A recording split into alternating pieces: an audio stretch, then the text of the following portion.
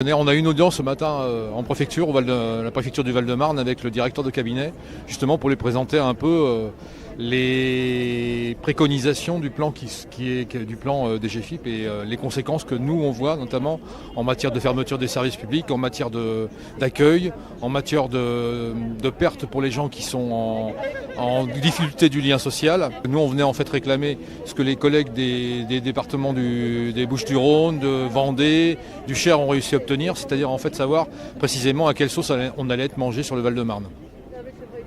Vous n'avez pas eu... On n'a pas eu de réponse, hein. On n'a eu aucune réponse sur ce plan. Là. On sait que ce plan va être mis en place. A priori, la directrice départementale ne veut pas le fournir avant les échéances d'élections européennes. Alors il suffit de dire qu'un plan sur une telle ampleur, quand on voit l'ampleur des fermetures, quand on voit par exemple que sur le Pas-de-Calais, on en arrive quand même à des fermetures de 43 trésoreries.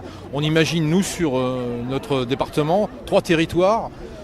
Quel regroupement va être opéré. Donc derrière c'est extrêmement anxiogène bien entendu pour les agents, et puis nous on voit derrière en fait les conséquences en matière d'accueil du public et des personnes qui sont en fragilité sociale. Moins d'agents des impôts, c'est pas moins d'impôts, et c'est surtout plus d'injustice dans l'imposition.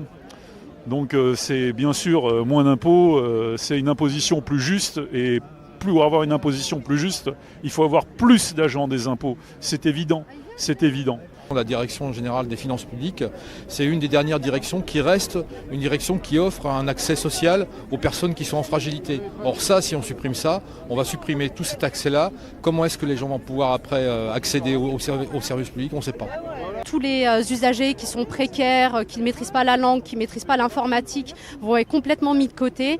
Et voilà, donc là on est là finalement pour revendiquer un service humain, une DGFiP avec des moyens, garant de l'équité pour tous. Et puis derrière toute cette histoire de service public, il y a aussi le fait qu'on transfère, une partie des missions va être transférée vers le privé.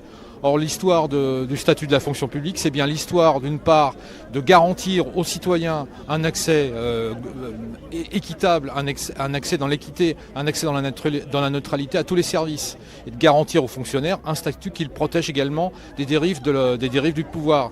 Ce statut-là, c'est un statut qui est né après 1946, après la Seconde Guerre mondiale, et qui avait justement pour vocation, notamment en France, de protéger les usagers et les fonctionnaires de tous les abus qui pouvaient être mis en place par le pouvoir.